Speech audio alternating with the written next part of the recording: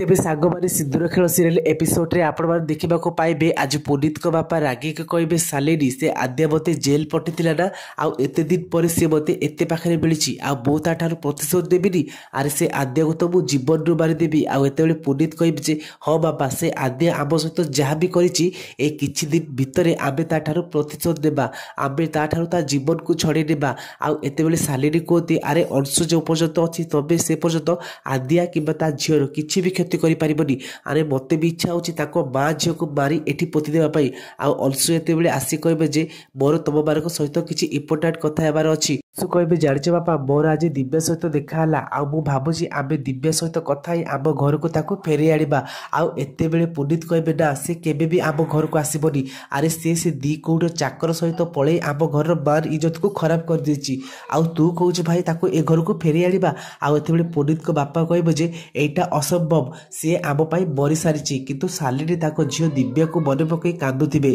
तो फ्रेंड्स आपण मानकु कौन लगुच कौन अंशु कौन दिव्या को ए घर को फेरे आनी पारिबे।